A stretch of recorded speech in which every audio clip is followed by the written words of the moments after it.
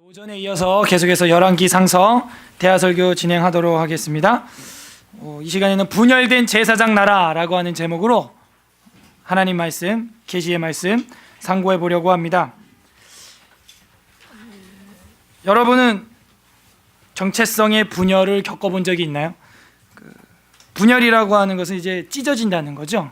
분열된다는 거예요. 분리된다는 것입니다. 우리는 생각하면 분열하면 떠오르는 단어는 뭐 정신분열, 그런 것도 그런 일종의 하나죠. 찢어지는 거예요. 분리되는 거예요. 영어로는 디비전이라 그러는데 정신이 디비집니까? 디비전.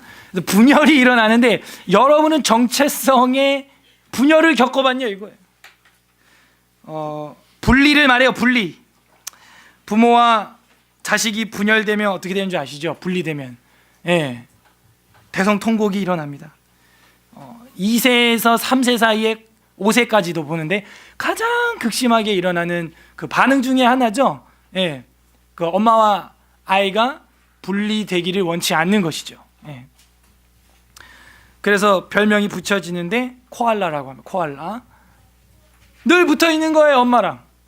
그래서 분리에 대해서 기피하는 애착증이 생기는 겁니다. 그게 정상이죠. 아주 극심해요. 화장실도 혼자 못 갑니다. 아이를 키우고 있거나 키워보신 분들은 다 알 거예요. 또 키우는 사람이 가족 중에 있다면 알 겁니다. 화장실도 못 가. 같이 들어가야 되는 거예요. 진짜요. 큰 거 작은 거 같이 봐요. 화장실 문만 닫아도 분열에 대한 통곡이 일어나죠. 엄마 하면서 막 엄마가 무슨 미국을 간 것도 아니고 잠깐 1분? 2분? 그 찰나에도 어마어마한 닭똥 같은 눈물을 흘린답니다. 정체성의 분열을 겪었을 때 그 정도 반응이 나오냐 이거죠. 우리 성인들은 그런 분열이 없다고요. 부모에 대한. 물론 성인이니까 억제하고 있죠. 그러나 한번 또 터집니다. 진짜 분열될 때. 노 부모님을 지금 대부분 모시고 계시는데 저희 교회 이제 연령대가 제가 이렇게 뵈니까 그래요. 한 번은 분리가 일어나겠죠. 지금 뭐 할아버지 할머니로 뭐 건강하게 계시니까 별로 그런 감정이 없지만 때로 뭐 올 수도 있는데 어머니 아버지를 세상에서 이제 떠나보내고 정말 저 하늘나라로 보내드렸을 때 그 2세에서 5세 아이가 흘렸던 그 눈물을 나도 한번 또 흘리게 된답니다. 분열이라는 거는 원래 이렇게 힘든 거예요. 사실 어린아이를 보고 우리가 피식피식 비웃을 게 아닙니다. 우리 앞에도 한 번 또 남아있다니까요. 저는 정체성의 분열이 처음 왔을 때 이른바 이걸 저는 처녀분열이라 그러는데 처음 겪었던 분열이 언제였냐면 신앙의 정체성에 대한 분열입니다. 여러분 신앙에 대한 분열이 일어납니다. 낯섰던 분도 계십니다. 실제 여기 소위 이단에 빠질 때 그 일이 일어나요. 중학교 때 제가 동네에 하교하고 교복 입고 집에 오는 길에 여학생 2명을 만납니다. 그 여학생들도 제가 아는 중학교 여자 교복을 입고 있었죠. 중학교 3학년 한참 사춘기 아닙니까? 근데 전혀 이름도 주소도 모르는 한 자매도 아니고 2 자매가 저한테 다가와서 앙케이트 조사할 게 있다고 하면서 내미는 거예요. 그래서 앙케이트 조사하면서 맨 끝에 보면 뭐 종교, 뭐 기독교, 뭐 성경은 뭐 믿느냐, 뭐 믿는다, 뭐 이러다 보니까 어머 뭐 교회 다니나 봐, 뭐 교회 나가는데 궁금한 거 없으세요? 얼마나 많아요 궁금한 거, 그죠? 많다고. 뭐 우리 저기 교회 가면은 전도사님이 다 알려준다고. 가자고 그러니까 따라가야죠. 누가 가자 그래요 지금? 형제가 자매가 그것도 2명이나 가자는데 가야죠. 갔어요. 거기 간 게가 어디냐? 하나님의 교회라고 하는 교회인데 안산홍증이네라고 들어보셨어요? 요즘에는 교리를 바꿔서 엄마 하나님 있는데 뭐 어쩌고 저쩌고, 어머니 하나님 있는데 들어보시겠습니까? 뭐 이르는 장길자라고 하는 여자가 남편 안산홍이가 죽고 나니까 안상홍이 성령님이었는데 죽고 났는데 이 성령이 오질 않는 거예요, 그죠? 그러니까 이제 이 장길자라는 여자가 자기가 이제 엄마 하나님이다 이런 개념을 창조해냈어요.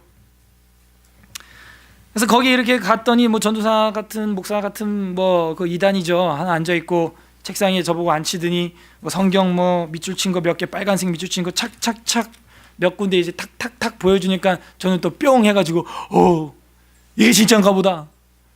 그렇죠? 하면서 예수님이 자기를 따라오는데 천국으로 가는 문은 좁다 그랬어요. 그러면서 자기 이단들이 작은 수인 이유를 거기다가 비교를 합니다. 좁습니다 하면서 세례를 받아야 된대. 그래갖고 저는 이미 세례를 받았음에도 불구하고 받았어요. 또 2번이나. 그래가지고 뭐 옷을 또 무슨 가운으로 갈아입으래. 또 학생이 또 무섭잖아. 가운으로 갈아입었더니 이제 욕탕 같은 데로 데려가더니 이런 바가지로 물 한 3번 머리에 껴안더라고. 그냥 팡팡 하면서. 그러고 나서 나왔더니 아까 그 자매가 옆에 또 머리 수건을 뒤집어 쓰고 있어요. 걔네들은 그거 하거든요. 머리 수건 이렇게 쓰고 있으면서 제 옆에 앉더라고. 마치 신부인 양. 중학교인데 저는. 근데 제 옆에 탁 왜 앉아있는지 모르겠어. 아무튼 앉더니 떡과 잔을 뗍니다. 둘이 같이. 그러더니 출석부에다 제 이름을 딱 적더니 하는 말이 뭐냐? 천국의 이름이 기록되었습니다. 딱 이러는 거야. 이게 뭐지? 막 이러면서. 그리고 탁 그 문 밖으로 이제 나왔을 때 오는 그 신앙의 분열이란 천지개벽하는 것 같았어요. 진짜. 막 세상은 거꾸로 막 돌아가는 것 같고 땅은 꺼지는 것 같고 산은 솟아오르는 것 같고 당연히 솟아오르지. 그러는 것 같은 거예요. 하늘과 땅이 뒤바뀌는 느낌이 막 와요. 뭐요? 여태껏 내가 교회 다녔던 게 다 뻥이었던가? 여태껏 내가 교회 다녀서 성경 하면서 다녔는데 다 거짓말이었던가? 하면서 갈등의 강이라고 하는 한가운데로 저는 빠져듭니다. 그래서 이제 그 갈등의 강을 넘어가면 분열이 일어나면서 이제 이단이 되는 것이죠. 그때 엄청난 갈등이었어요. 진짜 그때 전후로 그런 신앙의 갈등을 지금도 해본 적이 없어요. 저는 에스라 성경 강좌 듣고도 그렇게 분열이 일어나진 않았어요. 사실 성경이 진리라는 걸 알았기 때문에 그냥 진리 따라가는 게 맞다 하면서 배우는 즐거움이 있었죠. 새로운 걸 깨닫는 즐거움이 컸죠. 그리고 그걸 전하는 기쁨이 있었을 뿐이고 속의 정체성의 막 혼란 이런 게 그렇게 컸던 적은 그 중학교 때 그때가 제일 컸어요. 집에 와서 어머니께 이제 말씀드리고 전도사님께도 말씀드리고 전도사님은 그냥 간단하게 끊어버려요. 그거 이단이야 하면서 피식피식 웃으면서 가지마. 근데 별로 그게 저한테는 합리적이지 않았어요. 논리적이지도 않았고 그게 뭐야?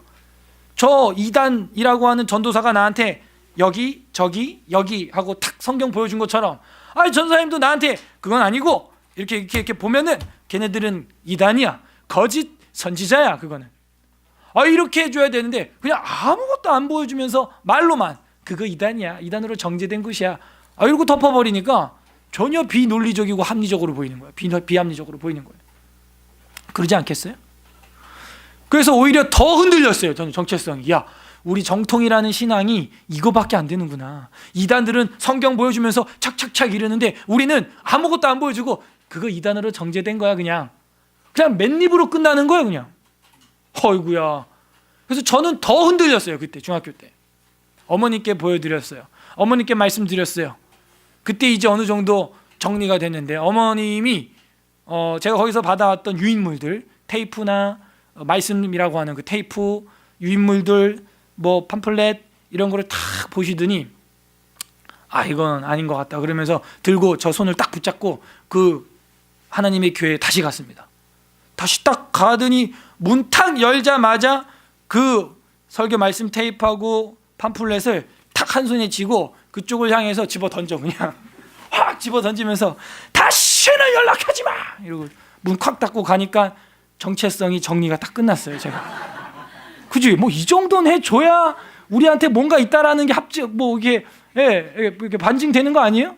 그냥 피식피식 웃으면서 저거 이단이야 이단으로 정죄된 거 이거랑은 다르지. 그렇지. 이 정도 힘은 있어야 되는 거 아니에요? 우리한테 지식이 없으면 확신이라도 있어야 될 거 아니에요? 이 정도. 그날 이후로 제가 그냥 딱 끊었습니다. 어머님이 저렇게 분노하는 거 제가 신앙에 대해서 분노하는 거 그 전에도 지금까지도 제가 본 적이 없거든요. 그때 딱 한번 엄하게 한번 딱 그렇게 했어요. 집어 던지더라고 그냥.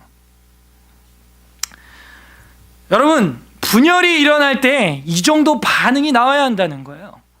그런데 오늘 이제 보는 14장 15장을 볼 텐데, 제사장 나라로서 정체성의 분열이 일어나는데 이 왕들과 선지자들의 행동을 보면 2살짜리 아이가 엄마를 찾는 것만큼도 안 된다는 것이죠. 자다 깬 아이가 엄마를 찾는 모습을 여러분 상상을 해보셨습니까? 아니면 직접 눈으로 본 적 있어요? 그 정도로 찾아야 되는 거예요. 그냥 자다 깬 아이가 엄마 하면서. 요즘 우리 하나는 아빠도 찾는답니다. 예. 새벽에 편히 잔 일이 없어요. 예. 저희 집사람 말할 것도 없겠죠. 그 정도로 어떻게 해야 되는 거예요? 하나님 아버지를 찾아야 되는 것이죠. 여러분, 때로 뒤에서 애기들이 좀 빽빽거리고 엄마 찾아도요, 이제는 좀 다른 관점으로 그 소리를 들어봐요. 그 아이들의 찡찡대는데도 신학이 담겨 있는 거야. 거기도 저 애도 엄마 아빠를 저렇게 찾는데 나는 하나님 아버지와 분리됐을 때 내가 저렇게 찾냐 이거예요. 예. 이거 봐, 저래도 이제 이해를 해야 되는 거예요. 예. 계속해서 확인하는 거예요. 정체성을 계속해서 묻는 거예요. 찾는 거예요. 안타깝게도 이스라엘은 제사장 나라로서 이젠 그 정체성이 분열되고 나라도 분열됨에도 불구하고 하나님을 찾지 않습니다. 그 찾지 않는 모습을 우리는 12장 오전에 봤고 13장에도 봤어요. 12장에는 어떤 모습이 나왔나요? 여로보암이라고 하는 왕이 송아지를 2개나 만들어 놓고 우상 숭배까지 하는 모습을 봤어요. 나라가 찢어졌는데 하나님을 찾을 생각은 안 하고 자기 정권 유지를 위하여 베델과 단에다가 금송아지 신상을 세워두고 제사를 지내게 하고 레위 제사장도 아닌 일반 백성을 제사장으로 삼는 말도 안 되는 일을 봤고, 그 다음 장 13장에서는 뭘 봤어요? 말도 안 되는 왕을 이어서 말도 안 되는 선지자를 봤죠.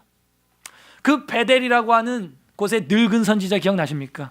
거짓말로 제대로 된 하나님의 사람을 사자에게 찢겨 죽게 만들었던, 왕도 분열에 대한 통곡이 없고 선지자도 분열에 대한 통곡은커녕 하나님의 이름을 빙자하여 거짓 예언을 하는, 이게 이스라엘과 유다의 지금 현 주소다 하는 걸 보여주고 있어요. 정체성의 분열이 일어났을 때 그렇게 격하게 반응을 해야 될 제사장 나라가 오히려 그것을 자기의 통치와 정권과 거짓 예언을 통해서 자기의 소견에 오른 대로 행하고 있는 모습을 오전에 우리가 봤다 하는 것입니다. 제가 말하고 싶은 것은 이단에 제가 넘어갈 뻔했을 때 일어났던 천지 대격변과 같은 그런 혼란, 그게 분열에 대한 반응이라는 거예요. 우리도 살아감에 있어서 이제 그런 분열이 혹은 유혹이, 분리가 일어날 거예요. 그게 나한테 공격으로 다가올 겁니다. 그럴 때 일어나야 될 반응은 바로 그런 천지대격변과 같은 반응이 우리 속에서 일어나야 한다는 것이죠. 그래서 남북 왕조의 분열은 히브리인들이 나라가 2개로 나눠졌다 정도만 말해주는 것이 아니라 하나님 아버지와 이스라엘 인간의 분열이 먼저 선행되었음을 보여주는 것이죠. 하나님 나라와 이스라엘이라는 나라가 먼저 분열이 일어난 거예요.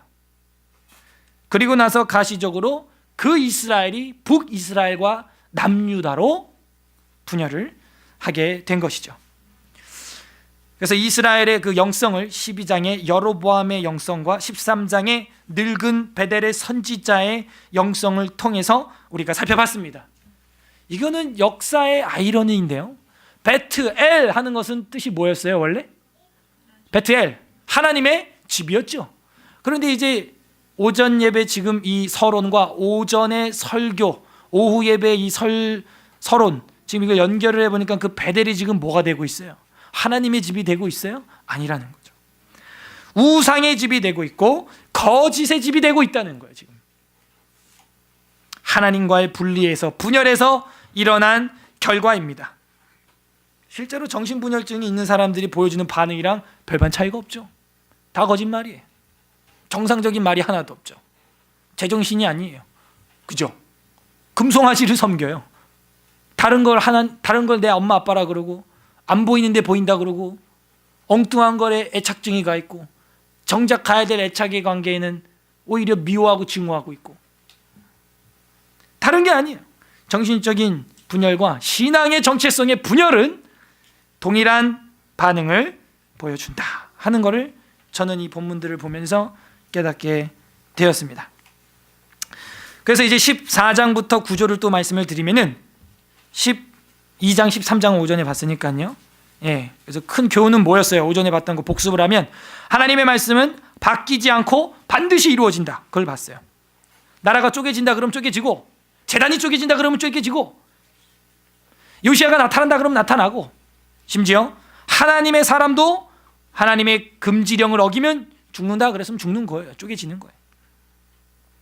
그래서 하나님의 말씀은 바뀌지 않고 반드시 이루어진다 하는 걸 봤고, 오전에 두 번째로는 하나님의 말씀을 받은 종은 절대적으로 뭐 해야 된다? 순종해야 된다 하는 거죠. 그게 사랑의 타임머신에 시동을 거는 거라 그랬잖아요. 탑승하는 거라, 승차하는 대가라 그러지 않았어요? 순종해야 한다 그랬고, 세 번째는 노인 선지자보다 더 어르신인 하나님의 말씀에 순종해야 된다 그랬어요. 그래서 르호보암이 노인의 지혜와 젊은이의 지혜, 노인의 자문과 젊은이 자문에서 갈등한 것과, 그 다음에 늙은 선지자와 하나님 말씀 사이에서 갈등했던 하나님의 사람과의 그 공식을 제가 설명을 해드렸었습니다. 젊은이보다는 노인보다는 하나님의 말씀에 순종을 하는 것, 그것이 사랑의 타임머신을 타는 거라고 그랬죠. 그런 이야기를 이제 쭉 살펴보면서 이 하나님의 사람 선지자도 하나님의 말씀을 어기면 사자에게 찢겨 죽는다 할 정도인데, 여로보암 너에게 예언된 이 말씀은 반드시 이루어질 거야. 네가 이 악한 길에서 떠나지 아니하면 반드시 그것이 내 정체성의 분열을 일으키고 말 것이다 하는 것을 보여주면서 13장 33절 34절 하면서 다 끝났죠. 그리고 이제 14장입니다. 14장부터 아무튼 뭐 12장부터 16장까지는 다 분열 왕국을 말하는 거예요. 분열 왕국. 그런데 이제 14장 1절에서 20절까지는 여로보암에 대한 심판의 비난이 나오게 됩니다. 그게 여로보암에 대한 이야기가 14장 1절에서 20절까지 나오고, 그 뒤는 15장 마지막까지, 그러니까 14장 21절에서 15장 마지막까지 간단하게 하면 유다 왕조 이야기가 나오게 돼요. 그래서 유다 왕조 이야기와 북이스라엘의 이야기가 교대로 나오게 됩니다. 그러면서 교대로 나온다는 건 뭘 보여줘요? 나라가 분열되어 있는 상태다 하는 걸 지금 보여주고 있죠. 그게 이제 15장 끝절까지 보여주고 있는 건데요.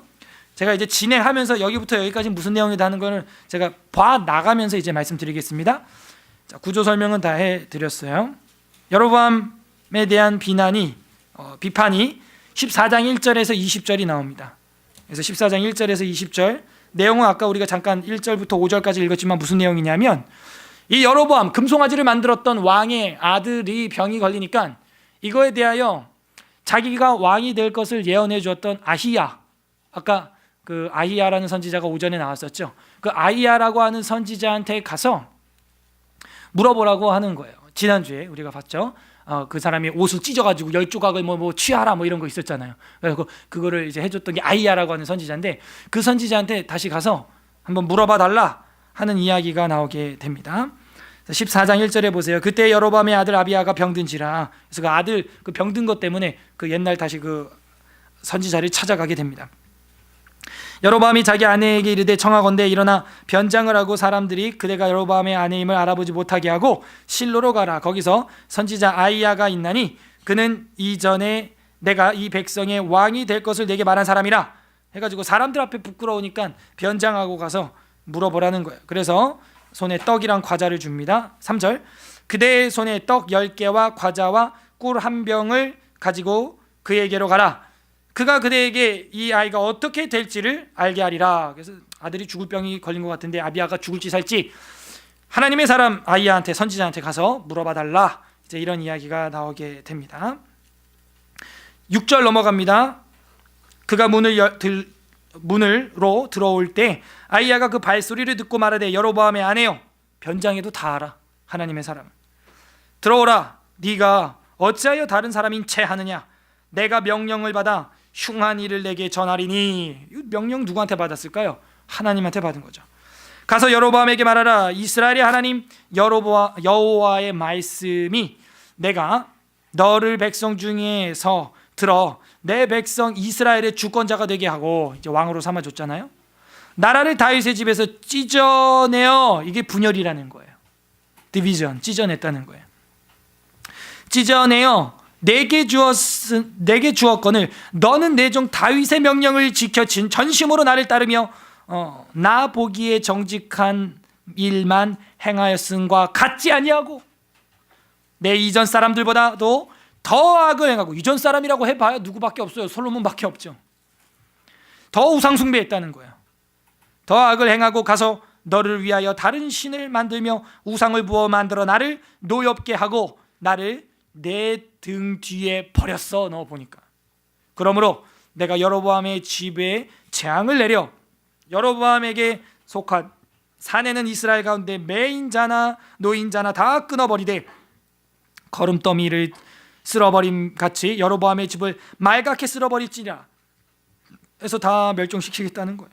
여로보암에게 속한 자가 성읍에서 죽은즉 개가 먹고 들에서 죽은즉 공중의 새가 먹으리니 이는 여호와께서 말씀하셨음이니라 하셨나니. 이 11절이 저주의 극치를 보여주는데, 그 시체가 무덤에 묻히지도 못한 채 짐승들에게 뜯기겠다는 것을 보여주고 있고, 이거를 실제 당하게 됩니다. 북이스라엘이. 여러분 잘 아는 이세벨이라고 하는 그 악한 여자도 그렇게 죽죠. 그 시체가 무덤에 묻히지도 못한 채 동네 개들한테 뜯겨서 끝나는, 참 비참한 거죠. 12절 너는 일어나 내 집으로 가라. 내 발이 성읍에 들어갈 때 그 아이가 죽을지라. 아히야 네 아들, 아비야 네 아들 죽을 거야 하는 것이죠. 이름은 아비야, 내 아버지가 왕이다, 뭐 이런 식으로 이제 이름을 들은 것 같은데 지은 건죠. 그런데 그렇게 되지 않을 거라는 거예요. 왜? 우상 숭배의 길에서 떠나지 아니했다는 거예요. 분열이 왔으면, 남북 분열이 왔으면 그거를 너가 충격으로 알고 천지대 격변의 정체성을 겪으면서, 정체성의 천지대격변을 겪으면서 나는 그렇게 하지 말아야지, 뭐 이런 게 나와야 되는데, 이건 더 심하게 금송아지 우상 숭배를 했다는 거예요 지금. 그래서 너도 감히 아니야 하는 것을 보여주고 있습니다.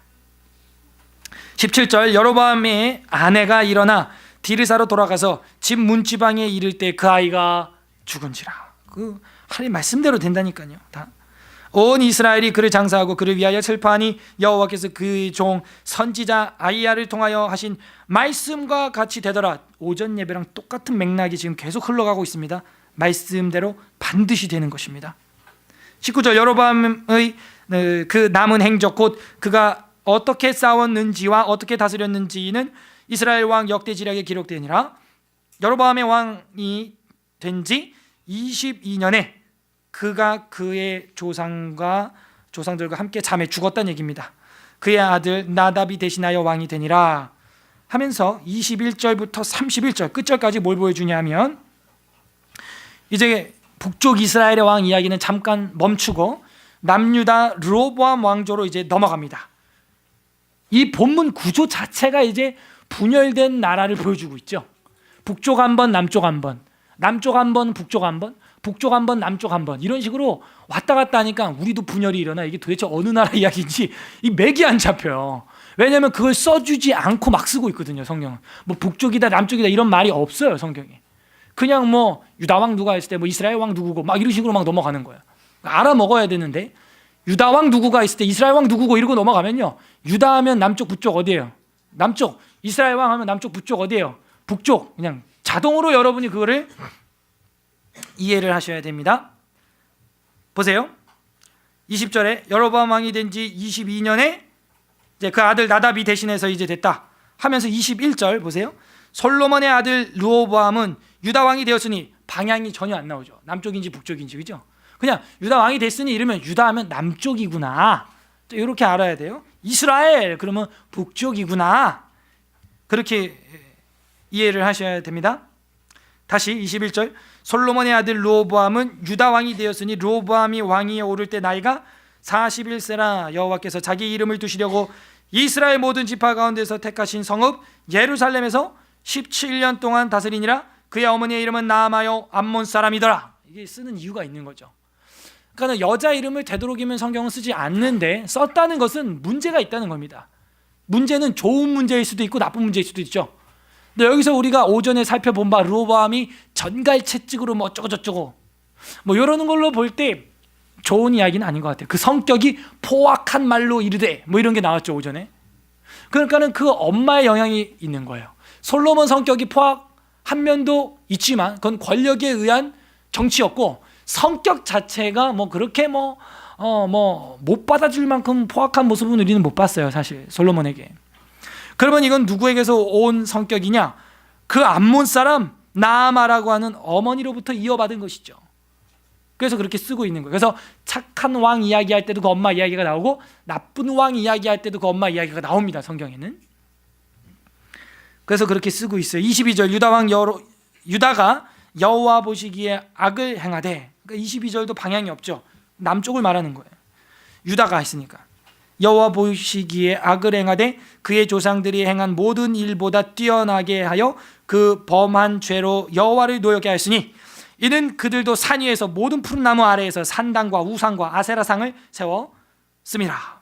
우상 숭배했다는 거예요. 심한 건 24절, 그 땅에 또 남색하는 자가 있었고 동성년에 여호와께서 이스라엘 자손 앞에서 쫓아내신 국민의 모든 가증한 일을 무리가 본받아 행하였더라. 25절, 르호보암 왕 제5년에 애굽의 왕 시삭이 올라와서 예루살렘을 치고, 징계죠, 징계. 여호와의 성전의 보물과 왕궁의 보물을 모두 빼앗고, 또 솔로몬이 만든 금방패, 지난주 기억나요? 방패를 금으로 만들었다 그랬죠. 몇 개? 총 몇 개 만들었다 그래서 큰 거 작은 거 다 500개. 그 만들어 놓고 남 좋은 일 하는 거예요, 지금 보니까. 그죠? 만들어 놨더니 애굽이 다 가져가는 거예요. 솔로몬이 만든 금방패를 다 빼앗은지라. 지난주 설교 제목 뭐예요?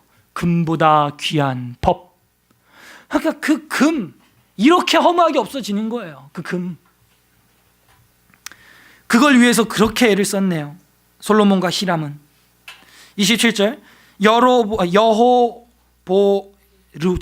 르호보암 왕이 그 대신 놋방패를 만듭니다. 돈이 없어요, 이제.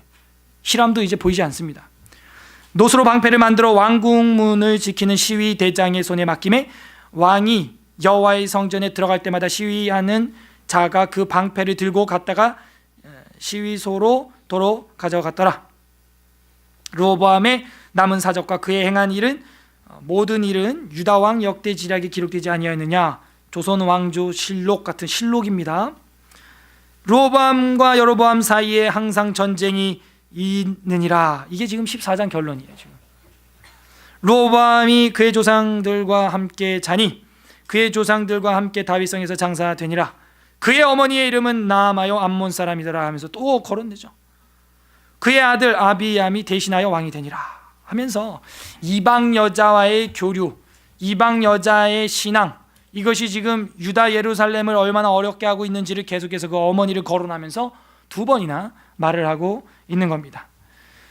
14장 30절이 이 나라의 모양을 보여주고 있죠. 르호보암과 여로보암 사이에 항상 뭐가 있어요? 전쟁이 있다 하는 거죠. 내전이 있었다 하는 거예요. 자자손손 싸운다 하는 거예요. 이거 정체성의 분열 아닙니까? 지금 이스라엘은 무엇을 하는 것이 가장 큰 정체성의 확립이고 가장 큰 사명이에요? 이스라엘을 하나님이 왜 택했어요? 왜 출애굽시켰어요? 제사장 나라가 되어달라. 출애굽기 19장 5절 6절. 그것 때문에 했는데, 그것 때문에 출애굽시켜 놨더니 지금 뭐 하고 있어요? 남북이 자기들끼리 싸우고 있는 거예요. 이 코드는 우리가 또 어디서 봤어요? 뭐가 기억나요? 사사기 20장에 가면 무슨 일이 있어요? 베냐민 지파하고 다른 이스라엘 11지파가 이제 힘을 합쳐서 내전이 터지죠. 똑같은 공식인 거예요, 지금. 그죠? 유다 지파 한 지파하고 지금 나머지 이스라엘, 북이스라엘의 지파가 어떻게 해요? 싸우는 거예요. 전쟁하는 거예요. 그러면 우리가 사사기를 공부했으니까 이제 쉽게 해석이 되겠네요. 그죠? 그러니까 성경은 이렇게 순서대로 봐야 되는 거예요. 그리고 해석을 할 때도 이렇게 좀 통전적인 안목으로 해석을 해야 되는데요. 지금 이 왕국의 모양은 지금 뭘 보여주고 있는 거예요? 신앙이 어떤 상태라 그랬어요? 제가 자기들끼리 내전, 자기들끼리 싸우는 것은 신앙이 어떤 상태? 아주 좋은 열정적인 상태? 서로도 열심히 하려는 열정적인 상태? 그게 아니라 그랬죠. 신앙의 바닥이라 그랬잖아요. 제사장 나라가 되어야 할 이스라엘이 사사시대 때 보면 자기들끼리 싸웠다. 신앙의 바닥을 치는 사사기의 마지막 장이라 그랬죠. 마지막 장. 바닥을 치는 거야, 바닥을. 지금 여기서도 북이스라엘과 남유다가 서로 전쟁이 항상 르호보암과 여로보암 사이에 있었더라. 이건 뭘 보여주고 있는 거예요? 똑같은 거예요. 이 제사장 나라의 신앙의 바닥을 보여주고 있는 것이죠. 우리도 어떻게 하면 우리 신앙이 바닥이 다 드러난 거예요? 우리끼리 그냥 치고받고 싸우면 이제 바닥 드러난 겁니다. 이제 솔직히 말해서. 예. 우리끼리 물고 뜯고 머리끄댕이 잡고 뭐 우리 교회 둘로 쪼개냐 마냐 하면서 싸움이 일어나면 이제 우리의 신앙의 바닥이 수면 위로 드러난 거예요, 사실. 자, 그거는 뭐예요? 분열이죠. 정체성의 분열이에요, 지금 분열. 제사장이 해야 될 일이 이게 아니거든요. 제사장이 해야 될 일은 오히려 다른 나라까지도 자기와 연결시켜서 하나님을 보게 해야 하는 거거든요. 근데 다른 나라를 연결시켜주는 거는커녕 자기들 안에서도 지금 끊어지는 역사가, 찢어지는 역사가, 분열되는 역사가 나타나고 있다는 거죠. 그런 정체성의 혼란이 왔을 땐 제가 어떤 반응이 일어나야 된다 그랬어요? 네, 어린아이들이 엄마와 분리됐을 때, 애착관계가 분리됐을 때 찾는 그 간절함의 외침이 나와야 된다 그랬죠. 그런 혼란에 빠져들었는데도 불구하고 전혀 반응이 없는 거예요. 죽었죠. 죽은 신앙이죠, 지금. 전혀 자기의 상태를 모르는 환자와 같은 것이죠. 그 다음에 이제 15장에 넘어갑니다. 15장 1절에서 이제 8절까지는 역시 계속 유다 왕 아비암이 이어서 왕이 됐다 그랬잖아요. 그래서 아비암 왕의 이야기가 1절에서 8절까지 나오는데 크게요 다르지 않습니다. 그냥 결론만 읽을게요. 뭐 그 밥에 그 나물이라는 말이 있죠. 15장 3절에 보게 되면 아비암이 이제 르호보암 아들이었다 그랬잖아요.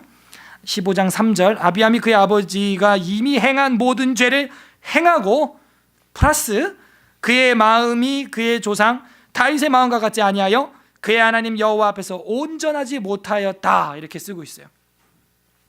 그러나 하면서 4절에 그의 하나님 여호와께서 다윗을 위하여 예루살렘에서 그에게 등불을 주시되 그의 아들을 세워 뒤를 잇게 하사 예루살렘을 견고하게 하셨다 하는 거예요. 이게 무슨 얘기냐면 그럼에도 불구하고 하나님은 신실하게 무슨 언약을 지금 지켜나가고 있다? 다윗 언약을 지켜나가고 있다. 등불하면 다윗 언약 탁 그냥 열왕기 상하서 서론 탁 바로 연결이 돼야 되는 거예요. 하는 꼴은 엉망진창인데 하나님이 다윗이랑 한 그 언약 때문에 내가 그 대는 끊지 않고 연결은 해주겠다 하는 거예요. 자, 이런 데서 하나님의 마음을 읽어야 되는 거예요. 하나님의 사랑의 타임머신을 읽어야 되는 겁니다. 그래도 탑승 안 해 여기. 순종하는 대가를 치르지 않아요 얘네들이. 넘어갑니다. 7절 아비암과 여로보암 사이에도 전쟁이 있느니라. 전혀 정체성 분열에 대한 충격이 없죠. 갈등이 없죠. 간절함이 없죠. 싸우고 있어요. 전쟁이 있느니라. 아비암의 남은 사적과 그의 모든 일은 유다왕 역대지락에 기록되지 아니하였느냐. 아비암이 그의 조상들과 함께 잔이 죽었다는 거죠. 다윗성에 장사되고 그의 아들 아사가 대신하여 왕이 되니라 하면서 9절에서 24절까지는 유다왕 아사의 이야기가 나옵니다. 크게 또 다른 거 없습니다. 9절에 이스라엘의 여로보암 왕 제 20년에 아사가 유다 왕이 되었다. 지금 이 구절도요 생각 없이 읽으면 뭔 소리인지 모르는데 9절이 무슨 얘기냐면 북이스라엘의 여로보암 왕 제 20년 통치 때 아사가 남쪽의 유다의 왕이 됐다 이 얘기예요. 근데 이걸 이렇게 써버리니까 이 방향 감각이 잘 안 오죠 우리한테. 계속 훈련을 해야 됩니다. 어쨌든 그래서 아사가 유다의 왕이 되었다. 11절 아사가 그의 조상 다윗같이 여호와 보시기에 정직하게 행하여, 와우, 오랜만에 이제 좀 잘 말 듣는 왕이 나왔어요. 남색하는 자를 그 땅에서 쫓아내고 그의 조상들이 지은 모든 우상을 없애고, 어이구 잘한다. 또 그의 어머니 마아가가 혐오스러운 아세라 상을 만들었으므로 태우의 위를 패하고 그 우상을 찍어서 기드론 시내가에서 불살랐으나 다만 산당은 없애지 아니하니라. 완벽한 100% 개혁은 안 됐다. 이런 걸 보여주고 있어요. 그러니까 우리도요, 정체성의 혼란이 일어났으면 어느 정도 해야 되냐? 아까 제가 서론에서 예화로 드렸듯이 저희 어머님이 그 말씀 테이프라고 하는 테이프를 들고 가서 팜플렛과 함께 집어 던지는 만큼의 결단력이 있어야지 이렇게 남겨두면 그게 또 틈탄다니까. 그 팜플렛, 그 테이프 언젠간 누군가 또 듣고 거기 빠지는 거야. 내가 또 그거 듣고 또 그런가 하고 미혹될 수가 있는 거야. 아예 100%싹 밀어버려야 되는 건데 아사는 거기까지는 못했다는 거죠. 100% 순종이 안 됐습니다. 100% 승차가 안 됐어요 지금. 그래서 온전하지는 못했다. 그러나 14절 다시 봅니다. 다만 산당은 없애지 아니하니라. 그러나 아사의 마음이 일평생 여호와 앞에서 온전했다. 하나님을 인식은 했다는 것. 그가 그의 아버지가 성별한 것과 자기가 성별한 것을 여호와의 성전에 받들어 드렸으니 곧 은과 금과 그릇 드렸더라 하면서 남유다는 그래도 깜빡깜빡거리는 등 정도는 된다는 걸 보여주고 있어요. 근데 나중에 보겠지만, 다음 주에 보겠지만 북이스라엘은요 깜빡깜빡도 못해. 이건 완전 전기 등불 역할을 전혀 못하는 고장난 등불 같은 그런 모습을 보여줍니다. 그나마 다윗의 혈통을 이어가는 남유다는 그래도 잠깐 정신이 이렇게 들 때가 있다니까요. 그래서 이 신앙의 아버지, 신앙의 그 세대라는 것은 무시 못하는 거예요. 근데 북이스라엘은 어떻게 왕조가 이어지냐면 이렇게 아버지가 아들의 아들로 이어지는 게 아니라 칼로, 혁명으로 계속해서 사람을 죽이면서 왕조가 바뀌어요. 북이스라엘은 그런 큰 차이를 보여줍니다. 그렇게 시작을 했으니까 자기들이 왕조를 자꾸 그런 이제 일을 당하게 되는 것이죠. 그래서 계속해서 보겠습니다. 아사가 하는 일들이에요. 16절 아사와 이스라엘의 왕 바아사 사이에 일생 동안의 전쟁이 있으니라. 자, 이거는 초월하지 못했어요. 역시 제사장으로서의 정체성을 극복하지는 못했습니다. 그리고 이제 넘어가겠습니다. 23절 자, 아사의 결론인데요. 아사의 남은 사적과 모든 권세와 그가 행한 모든 일과 성읍을 건축한 일이 유다왕 역대지략에 기록되지 아니하였느냐. 그러나 그는 늙음하게 발에 병이 들었다 하는 거예요. 노인이 되어서 발에 병이 들었다라는 걸 쓰면서 늙어서 조금 신앙이 좋지 않았다라는 것을 시사해줘요. 24절에 보면 아사가 그의 조상들과 함께 그의 조상들과 함께 그의 조상 다윗의 성읍에 장사되고 그의 아들 여호사밧이 대신해서 왕이 되었다. 그리고 이제 25절에는 이제 여호사밧의 이야기가 나올 듯 하는데 갑자기 멈추면서 여호사밧의 이야기는 잠깐 홀딩 붙들어 놓고 이제 북쪽으로 카메라가 또 바뀝니다. 북이스라엘은 어떤 상태냐 하면서 이제 15장 말에 여로보암 북쪽, 여로보암 왕조의 멸망에 대해서 쓰면서 다음 주에 볼 이제 16장 넘어가면은 남유다 이야기는 갑자기 안 나오면서 북이스라엘 이야기가 어디까지 나오느냐? 열왕기 하 17장까지 간다는 거예요. 엄청 길게, 엄청나게 길게 진짜. 아니 갑자기 유다 이야기는 왜 멈췄냐? 이유는 간단합니다. 모르면은 미스테리한데 궁금한데 수수께끼 같이 느껴지지만 알면 간단한데요. 뭐냐면요, 북이스라엘이 먼저 망해요. 남유다가 먼저 망해요. 그죠? 그러니까는 먼저 망할 나라를 먼저 붙들고 이야기를 하는 거예요. 그러다가 이제 열왕기 하 17장에서 망합니다. 그리고 나서 남유다가 더 역사가 연장이 되거든요. 어디까지 연장이 되느냐? 예수 그리스도까지 이야기를 쫙 해야 되는 거예요. 유다의 지파까지. 그래서 그 유다, 남쪽 유다는 잠깐 붙잡아 놨다가 열왕기하 18장 이후에 붙여서 하게 됩니다. 그 기술 방식이 그렇다는 걸 여러분 이해를 하셔야 돼요. 이거는 창세기에서도 쓰는 방법 중에 하나예요. 노아의 아들이 셈, 함, 야벳이죠. 순서가 셈, 함, 야벳인데 노아의 족보에 보게 되면은 야벳, 함, 셈 이렇게 나와요. 순서가 바뀌어서. 그래서 학자들이 막 논란이 지금까지도 많아요. 야벳이 형이냐 셈이 형이냐 막 이러면서. 그런데 그거는 성경의 기록 패턴을 모르기 때문에 야벳이 형이라서 먼저 쓴 게 아니고 역사를 짧게 할 거기 때문에 야벳을 먼저 쓰고 셈의 이야기를 마지막에 쓴 이유는 뭐예요? 셈이 형인데 셈의 이야기가 어디까지 가요? 아브라함 이야기까지 가야 돼요. 셈의 후손이거든요. 그리고 아브라함 후손 뒤에는 예수 그리스도까지 가야 되거든요. 그러니까 그걸 뒤로 잠깐 중요한 건 몰아놓는 거죠. 저도 지금 중요한 숙제가 3개가 있는데 설교 한 편과 주의 보고서 한 편과 논문이 있는데 지금 주에는 했는데 설교는 아직 안 했고 설교는 금방 할 거예요. 네, 논문 아직 못했다는 거죠. 그럼 뭘 말해요? 논문이 너무 시간이 많이 들고 중요하기 때문에 마지막에 놓고 쉬운 것들을 지금 앞에서 빨리빨리 하고 있는 것이죠. 그렇게 쓰고 있는 거예요. 북이스라엘이 먼저 끝날 거기 때문에 먼저 쓰고 있고 열왕기하 17장에서 끝나고 나서 이 뒤엔 전체가 유다 이야기라는 것이죠. 유다 지파의 사자에 대한 이야기라는 거예요. 그게 뭐예요? 아까 잠깐도 나왔지만 다윗의 언약, 등불 언약, 그게 이제 쫙 나올 거기 때문이에요. 그리고 항상 켜진 등불, 그게 누구라는 거예요? 예수 그리스도를 보여주기 위해서라는 거예요. 그리고 그 등불이 스스로 말하죠. 나는 세상의 빛이라 하면서. 자, 그래서 우리가 이제 15장 25절부터 32절까지는 여로보암 왕조, 북이스라엘 왕조의 멸망에 대해서 쓰고 있다는 거예요. 근데 이제 북이스라엘 왕조 전체 멸망을 말하는 게 아니고 여로보암 그 대대로의 왕으로서는 이제 끝났고 새로운 이제 쿠데타가 일어나면서 왕조가 바뀔 것을 이제 보여줍니다. 자, 25절 보겠습니다. 15장 25절. 유다의 아사 왕 둘째 해 여로보암의 아들 나답이 이스라엘 왕이 되어, 그러니까 여로보암 나답 이제 이어지는 거죠.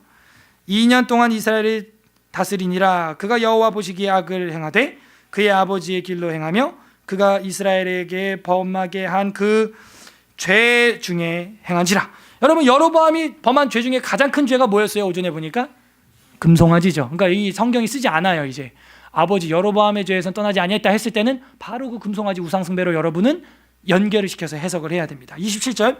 이에 이사갈 족속 아이야의 아들 바아사가 그를 모반의 블레셋 사람에게 속한 기쁘돈에서 그를 죽였으니 이는 나답과 온 이스라엘이 기쁘돈에서 에워싸고 있었음이었더라 하면서 왕조가 지금 바뀌는 걸 보여주고 있죠. 유다의 아사 왕 셋째 해에 바아사가 나답을 죽이고 대신하여 왕이 되고, 그러니까 남쪽 왕 아사의 3년째 북쪽에는 바아사가 나답 왕을 죽이고 대신해서 왕이 됐다, 이 얘기입니다. 29절. 왕이 될 때 여로보암의 온 집이 쳐서 생명 있는 자를 한 사람도 남기지 아니하고 다 멸하였는데 여호와께서 그의 종 실로 사람 아히야를 통하여 하신 말씀과 같이 되었으니 이는 여로보암이 범죄하고 또 이스라엘에게 범하게 한 죄로 말미암음이며 또 그가 이스라엘의 하나님 여호와를 노엽게 한 일 때문이었다. 이게 뭐예요? 멸망의 이유. 여로보암 왕조의 멸망의 이유, 그게 나오고 있잖아요. 그게 30절이에요. 이스라엘의 하나님 여호와를 노엽게 한 일이었다는 것이죠. 이게 뭘 보여주고 있는 거예요? 부모와 자식이 분열이 되었음에도 불구하고 자식이 부모를 찾아오지 않는 거예요. 찾지 않는 거예요. 하나님은 여기서 분노하시는 것이죠. 오히려 그걸 자기 권력의 도구로 사용하고 있는 거예요. 우상 숭배하면서 자기 인기몰이만 하고 있었던 거예요. 그러니까 너네는 끝장이야 이거죠. 31절. 나답의 남은 사적과 행한 모든 일은 이스라엘 왕 역대지략에 기록되지 아니하였느냐? 아사와 이스라엘의 바아사 왕 사이에 일생 동안 전쟁이 있으니라 하는 겁니다. 33절에 유다의 아사 왕 셋째 해에 아이야의 아들 바아사가 디르사에서 모든 이스라엘 왕이 되어 24년을 다스리니라. 바아사가 여호와 보시기에 악을 행하되 여로보암의 길로 행하며 금송아지 그가 이스라엘에게 범하게 한 그 죄 중에 행하였더라 하면서 다음 주에는 이제 16장에 이제 북이스라엘 5 왕의 그 죄악에 대해서 계속 보면서 이제 엘리사 이야기로 탁 넘어가게 될 겁니다. 그래서 다음 주에 엘리사가 왜 오는지, 다음 주 오전이 굉장히 중요한데, 이 열왕기서에 이 하나님의 하고 싶은 말이 이제 엘리야를 통해서 이제 나오게 됩니다. 지금까지 보니까 벌써 왕조가 아주 빠르게 변하죠. 팍팍팍.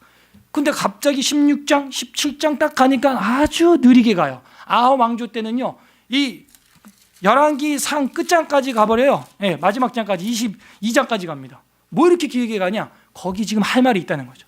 거기 지금 이스라엘과 유다의 멸망의 원인에 대한 게 거기 지금 다 들어있다는 것이죠.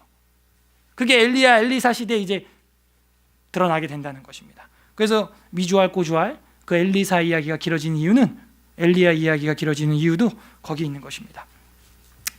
정리를 이제 하겠습니다. 오후에 봤던 14장 15장은 분열된 제사장 나라를 보여주면서 북이스라엘과 남유다를 읽는 독자들도 헷갈릴 만큼 왕조가 변하면서 극변한 역사를 우리에게 보여주고 있었습니다.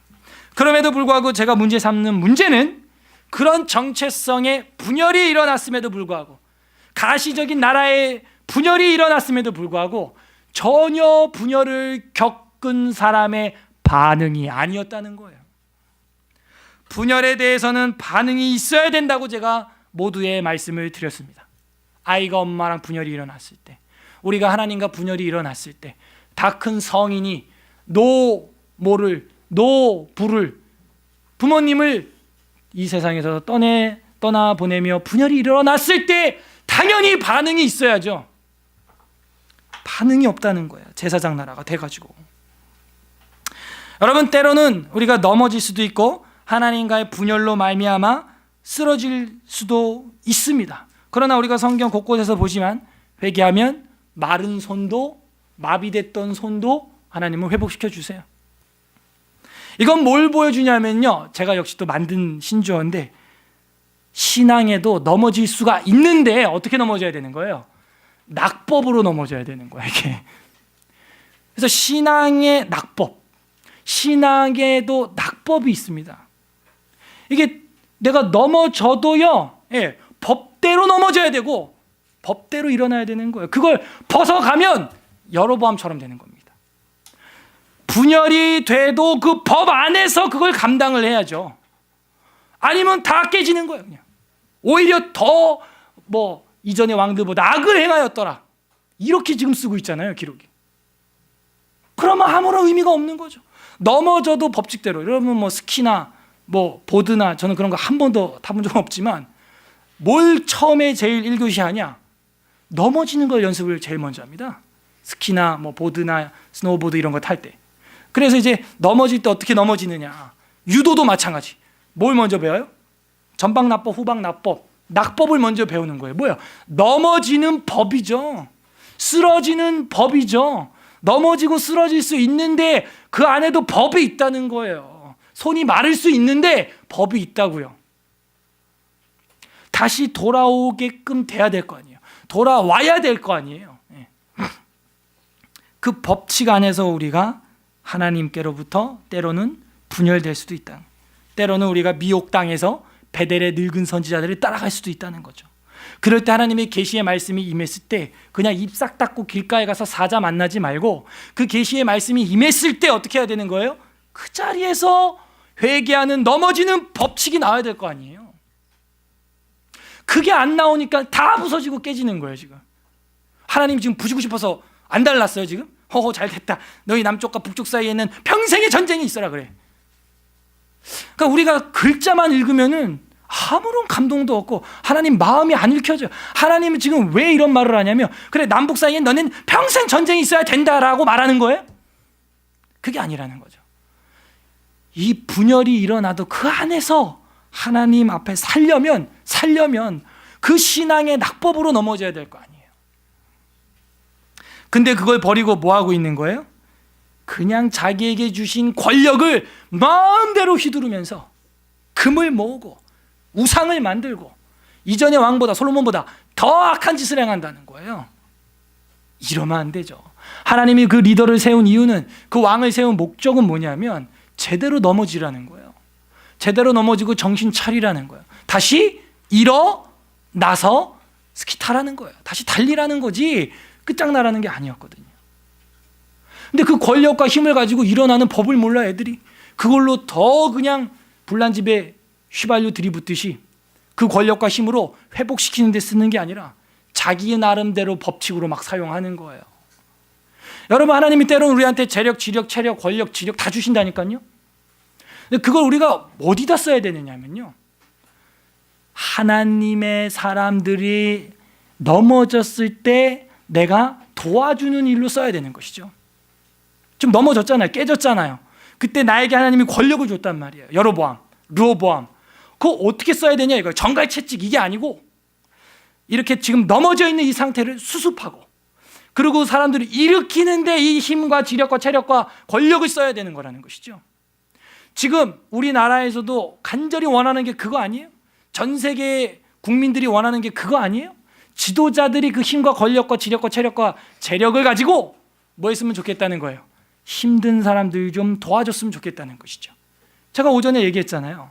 권력자가 자기에게 있는 힘을 가지고 자기 배만 불리고 자기 권력을 유지하는 일에 여로보암처럼 막 그런 식으로 그 힘을 사용하면은 뭐밖에 안 된다고요? 혁명의 재료밖에 안 된다니까요. 여러분에게 돈이 있고 권력이 있을 때 그걸 여러분 배를 위해서, 여러분 집만을 위해서, 나만을 위해서 사용하면은 그거는 혁명의 바탕밖에 안 되는 거예요.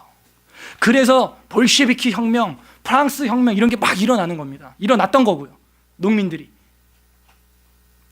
그러니까 자기에게 있는 그 특권, 그 권력을 가지고 뭐 하는 데 쓰라고 노인들이 오전에 말했어요? 섬기는 데 써라. 이렇게 말했잖아요. 그러면 너의 왕위가 대대로 설 것이다. 우리 중에 지력, 체력, 재력, 권력이 있는 성도님들 혹시 계시다면 그 자리가 저는 영원히 견고하기를 간절히 바랍니다. 그 자리가 영원히 분열되지 않고 제사장 나라로 쓰임당하는 도구가 되기를 간절히 바랍니다. 그렇게 하는 비결은 하나예요. 그거를 나를 위해서 쓰면 안 된다는 것이죠. 그걸 보여주고 있는 거예요. 소위 말해서 여러분을 통해서 득보는 자가 있어야 된다는 거예요. 좀 콩고물이 떨어져야 될 거 아니에요. 옛날에 그 진중권 씨가 한 말이 갑자기 생각나는데, 진중권, 제가 그분 뭐 좋아하는 것도 아니지만 이런 말을 했어요.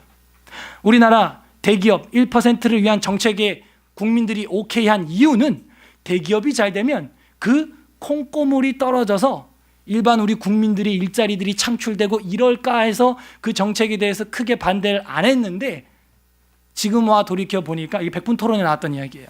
돌이켜 보니까 콩고물도 안 떨어졌다는 거예요. 지금 어떻게 대기업이 잘해 먹었는지 고물 하나 안 흘리고 싹 먹었어 그냥. 그래서 밑에선 더 화만 올라오는 거예요. 열만, 우라통만 터지는 거예요. 그러니까 말도 안 되는 일들이 지금 막 생기잖아요. 이번 주에도 뭐 말도 안 되는 일들이 뭐 생기죠. 미 대사를 갖다 그냥 칼로 얼굴을 3cm 깊이로 11cm를 돌려버렸어 그냥. 아이고. 권력층들이 자꾸 자기들 배만 불리면요, 혁명의 바탕밖에 안 되는 거예요 이게. 여러분 통해서 주변에 콩고물이 많이 떨어지길 바랍니다. 우리 서울 에스라 교회를 통해서 복음과 복지의 콩고물이 이 주변뿐만이 아니라 우리 믿지 않는 가족들에게 많이 떨어지기를 바랍니다. 이게 뭐냐? 제사장 나라의 정체성이라는 거예요. 그런 것들이 우리 안에서 솟아 나와야 되고, 이런 것에서 우리가 분열됐을 때는 천지 대격변을 겪는 듯한 격한 반응이 여러분 속에서 올라와야 되는 거예요. 제가 이단에 빠질 뻔했을 때처럼, 이게 뭐지? 내가 제사장인데 나 뭐하고 있는 거지? 라면서 힘을 나눠야 한다 하는 것입니다. 하나님과 분열이 일어났을 때, 하나님과 떨어졌을 때, 어린아이가 자다께서 어머니 아버지를 찾듯이 어머니 아버지 찾는 그 간절함이 하나님 아버지를 찾는 우리의 간절함이 되시기를 주님의 이름으로 간절히 바랍니다. 우리 오늘 이 말씀을 기억하면서 우리 다 함께 기도할 건데, 하나님, 분열된 제사장 나라 전혀 분열에 대한 반응이 없었습니다.